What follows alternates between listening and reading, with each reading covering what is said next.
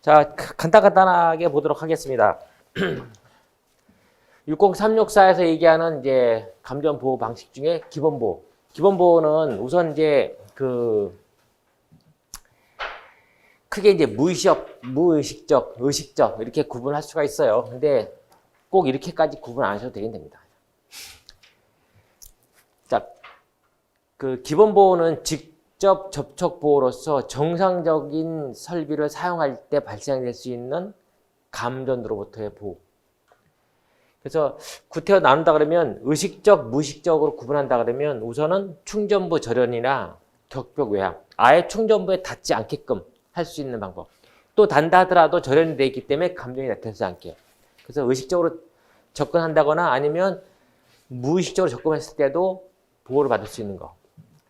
자, 또 하나는 뭐냐면 무의식적으로 보호한다 하면은 첫째가 장애물이 있기 때문에 접근을 못 하잖아요. 또 하나 뭐냐면 앞니치 범위 바깥에 설치하라. 네. 그리고 부가적으로 보호할 수 있는 게 누전 차단기에 보호한다. 그래서 자, 표현이 이렇게 됐지만 답안 구성은 첫 번째 기본 보호에 대한 정의가 뭐냐. 두 번째는 어떤 보호 방식이 뭐고, 세 번째는 적용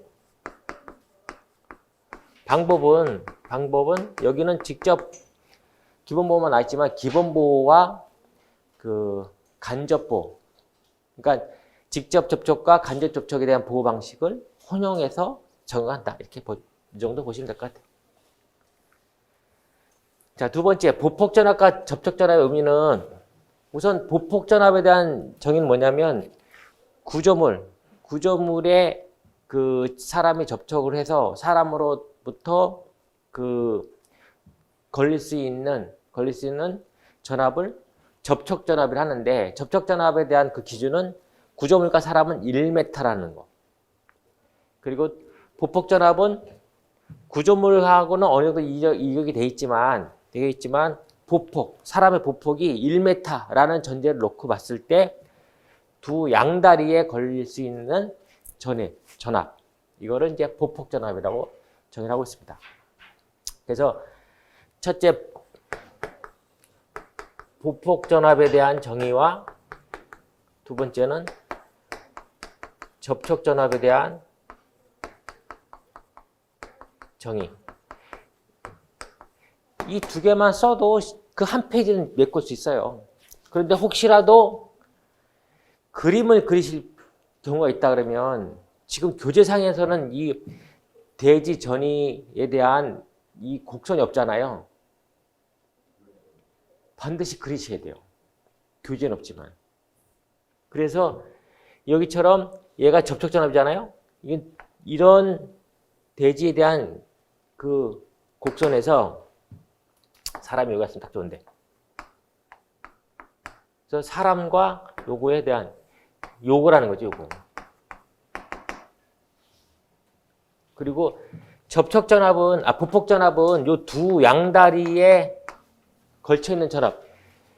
요 전압인데 요 전압에 대한 의미가 이런 대지 전이에 대한 이 곡선에 요 폭만큼에 걸리는 전압. 요거예요.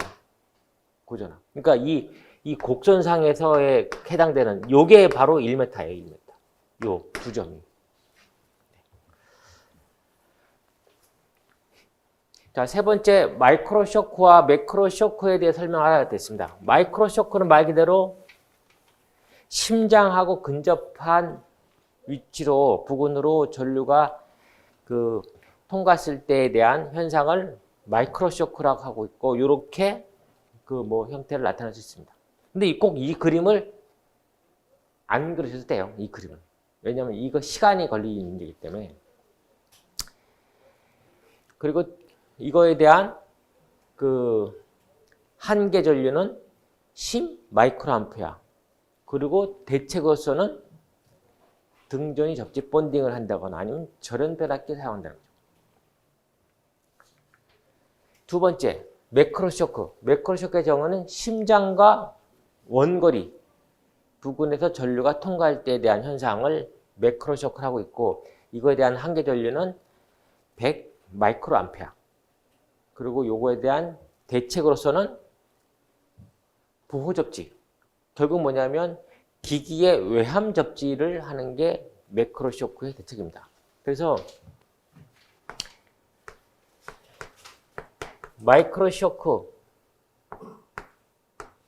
쇼크는 첫 번째 이거에 대한 정의가 뭐냐. 두 번째 그 한계 전류가 뭐냐. 세 번째 대책이 뭐냐. 이렇게 중제목을 달아서 쓰시는 게 괜찮아요. 그리고 이 스타일이면 두 번째 매크로 쇼크도 같은 형태로 정의, 한계 전류, 그 대책 이렇게 하실 수 있고요. 방법을 좀 다르겠다. 그러면 이걸 합쳐. 마이크로 쇼크와 매크로 쇼크에 대한 정의를 해놓고 이거에 대한 그 마이크로 쇼크, 매크로 쇼크에 대한 정의. 두 번째, 한계 전류. 세 번째는 대책.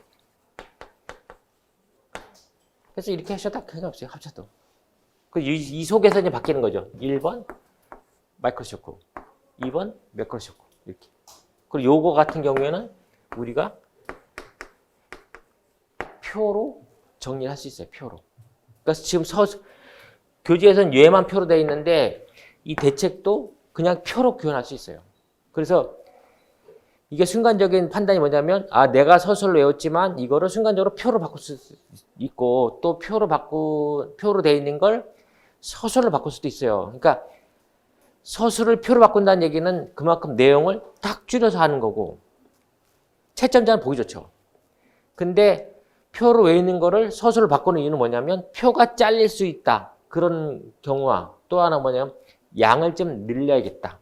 그럴 때는 표에서 서술로 바꿀 수가 있습니다.